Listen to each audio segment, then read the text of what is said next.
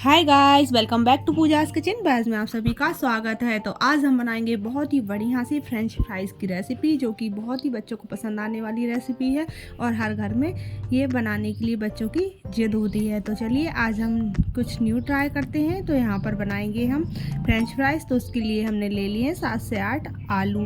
तो आलू आपको लंबी साइज़ में लेना है ताकि जो हमारे फ्रेंच फ्राइज़ है वो ज़्यादा बढ़िया लंबे लंबे से रहें। तो यहाँ पर आपको लंबे लंबे आलूओं का यूज़ करना है, छोटे आलू का नहीं यूज़ करना है। और यहाँ पर हम अच्छे से इनको छील लेंगे सारे आलूओं को। और देखिए हमने इस तरह से छील लिए। अब हमको दोनों तरफ से कट करना है, चाकू की सहायता से दोनों तरफ एक कट लगा लेना है। तो जिससे हमारे जो फ्रेंच फ्राइज़ है उनका जो शेप है वो एक समान रहेगा।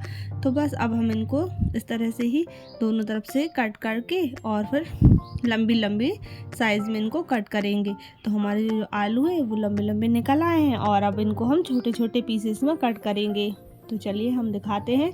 तो इस तरह से हमने एक हमको मोटी सी साइज का यहाँ पर पोटैटो कट करना है और उनसे जो स्लाइसेस निकलेंगे वो हमारे फ्रेंच फ्राइज़ में यूज़ होंगे। और बाकी के जो हमारे पोटैटो है जो साइड से निकल जाते हैं उनका आप सब्जी बनाने में यूज़ कर लीजिएगा।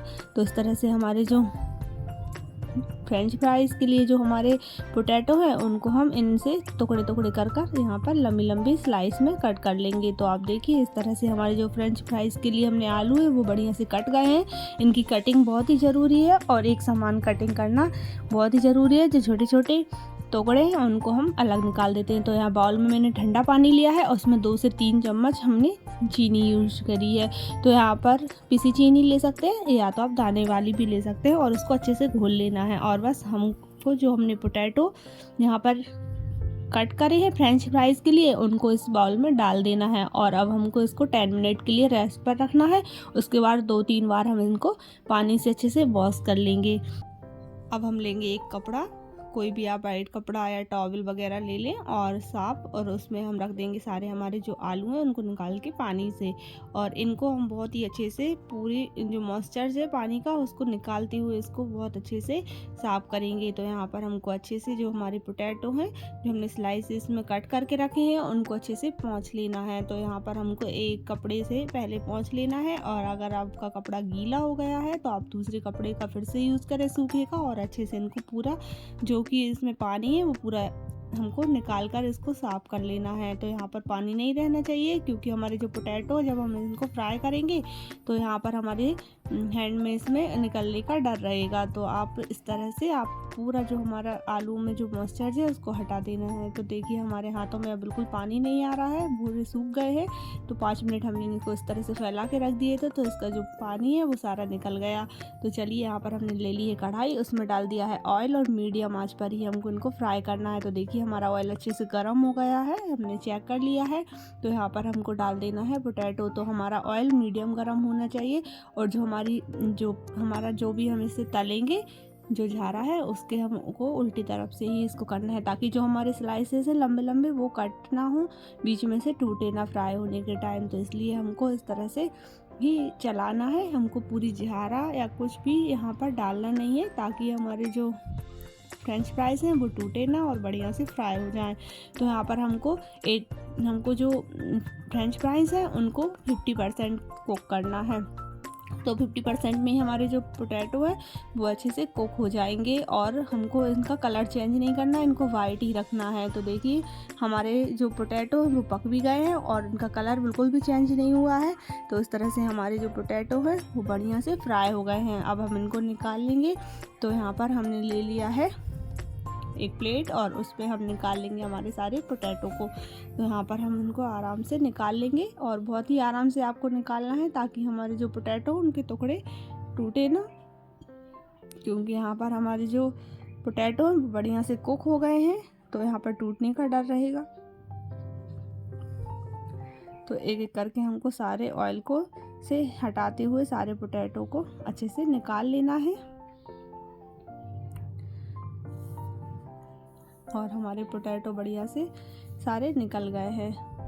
यहाँ पे लिया हमने कॉर्नफ्लोर और कॉर्नफ्लोर को इस तरह से हम थोड़ा सा छिड़क देंगे। हमको ज़्यादा मात्रा में नहीं छिड़कना है, हल्का सा। यहाँ पर ऑयल हमारा अभी जो पोटैटो है वो गर्म है, तो इस तरह से हमको तो हल्का हल्का सा यहाँ पर फ्रेंच फ्राइज़ के ऊपर इनको छिड़क देना है, ताकि जो कोटिंग है वो अच्छे से हो जाए और जो हम फ्राई करेंगे तो बहुत ही क्रिस्पी बनते हैं इस तरह से हमारे जो फ्रेंच फ्राइज़ हैं।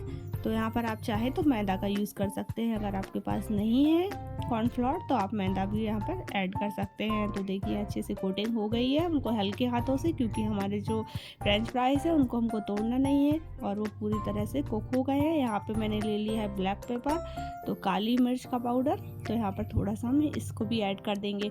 और अभी हम जब दोबारा से यहाँ पर फ्राई करेंगे तो यहाँ पर हम उनको और मसाले यहाँ पर ऐड करेंगे। आप चाहें तो यहाँ पर नमक का ऐड भी कर सकते हैं बच्चों के लिए, लेकिन नमक का यूज़ अभी मैं इसलिए नहीं कर रही हूँ क्योंकि अभी हम 10 मिनट के लिए इसको फ्रिज में रखेंगे ठंडा होने के लिए, फिर इसके बाद हम दोबारा इसको कुक करेंगे। तो देखिए 10 मिनट हो गए हैं और जो हमारे फ्रेंच फ्राइज़ है वो बढ़िया से सेट हो गए हैं फ्रिज में। तो हम आराम से इनको कढ़ाई में, अब हमको हाई फ्लेम पर ही इनको फ्राई करना है और हमारा जो ऑयल है वो भी बहुत अच्छे से गर्म होना चाहिए। तो इस तरह से हमको जितने भी यहाँ पर हमारे फ्रेंच फ्राइज़ बन सके ऑयल में उतना आपको यहाँ पर ऐड कर देना है और अच्छे से इनको फ्राई होने देना है। तो यहाँ पर यहाँ फ्लेम हाई ही रखना है और लड़ते पलटते इनको होने देना है फ्राई अच्छे से। तो यहाँ पर हमको जब तक 2 मिनट ना हो जाए तब तक कोई झारा वगैरह यहाँ पर डालना नहीं है। और फिर बढ़िया से यहाँ पर देखिए कलर चेंज हो गया है, गोल्डन ब्राउन होने लगे हैं। तो इस तरह से हमारे जो वो फ्रेंच फ्राइज़ में बहुत ही क्रिस्प आवाज़ आने लगी है और बहुत ही क्रिस्पी हो गए हैं। तो इस तरह से हमको इनको फ्राई करना है और बढ़िया से अब हम उनको थोड़ी देर और फ्राई करेंगे और निकाल लेंगे। तो इस तरह से जब हमारा क्रंची सा जो फ्रेंच फ्राइज़ में से आवाज़ आने लगती है, बहुत ही हल्के हो जाते हैं सेकने के बाद। तो इस तरह से हमारे जो फ्रेंच फ्राइज़ हैं खाने के लिए बिल्कुल रेडी हो जाते हैं। तो इसी तरह से हमको इनको फ्राई कर लेना है और बस इनको हमको ऑयल से निकाल लेना है। तो देखिए अब हमारे जो फ्रेंच फ्राइज़ है उनका कलर बढ़िया से चेंज हो गया है और बहुत ही क्रिस्प हो गए हैं। तो इस तरह से हम सारे फ्रेंच फ्राइज़ को निकाल लेंगे।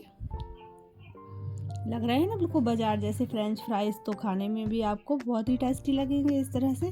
तो चलिए यहाँ पर हमने सारे फ्रेंच फ्राइज़ को निकाल लिया है और अब हम इनको बढ़िया से एक टेस्ट देंगे। तो यहाँ पर मेरे पास है पेरी पेरी मसाला, जो कि फ्रेंच फ्राइज़ में ही यूज़ होता है। अक्सर जो हम चिप्स वगैरह बच्चों के लिए बनाते हैं उन सब में ये मसाला यूज़ होता है। तो इसको भी हम इस तरह से छिड़क देंगे। अगर आप बच्चों के लिए बना रहे हैं तो यहाँ पर आप साल्ट का यूज़ कर दीजिए। गरम जब हम निकालते हैं कढ़ाई से, जब भी आप इन मसालों को यहाँ पर ऐड कर सकते हैं। और देखिए कितने बढ़िया से यहाँ पर दिख रहे हैं। तो हम सारे एक बाउल में ट्रांसफ़र कर लेंगे। तो बढ़िया से हमारे जो फ्रेंच फ्राइज़ है बनकर एकदम रेडी हो गए हैं और खाने में बहुत ही टेस्टी लगते हैं। तो देखिए यहाँ पर बहुत ही बढ़िया जो हमारे फ्रेंच फ्राइज़ है बनकर रेडी हो गए हैं और खाने में बहुत ही बढ़िया लगते हैं, बहुत क्रिस्पी बने हैं। तो बच्चों को ये बहुत ही पसंद आने वाली रेसिपी है और हम घर पर ही इनको बच्चों को बनाकर फटाफट से दे सकते हैं। तो झटपट से हमारे जो फ्रेंच फ्राइज़ है वो बन गए हैं। दूसरा बैच हमारा भी बन रहा है। तो देखिए कितने बढ़िया लग रहे हैं ना हमारे जो फ्रेंच फ्राइज़ है। और अब हम इनमें डाल देंगे थोड़ा सा जो हमारे दूसरे फ्रेंच फ्राइज़ थे वो भी अब निकल गए हैं और इनमें हम डाल देंगे मसाला। तो यहाँ पर हम कुछ मसाले यहाँ पर ऐड कर देंगे ताकि जो हमारे फ्रेंच फ्राइज़ हैं उनका टेस्ट और भी बढ़िया हो जाए। तो देखिए बन गए हमारे फ्रेंच फ्राइज़। तो इस तरह से आप चाहें तो अपने घर पर भी फ्रेंच फ्राइज़ को बना सकते हैं। तो यहाँ पर आप अपने बच्चों को सॉस के साथ भी यहाँ पर दे सकते हैं। सॉस के साथ बच्चे बहुत ही बढ़िया से यहाँ पर सर्व करते हैं। तो देखिए हमारे जो फ्रेंच फ्राइज़ है वो बनकर झटपट रेडी हो गए हैं और खाने में बहुत ही यमी से लगते हैं। अगर आपको मेरी वीडियो पसंद आई हो तो लाइक शेयर करना ना भूलें। चैनल पर नए हैं तो चैनल को सब्सक्राइब कर लें। मिलते हैं अगली नई रेसिपी के साथ। Bye guys, take care.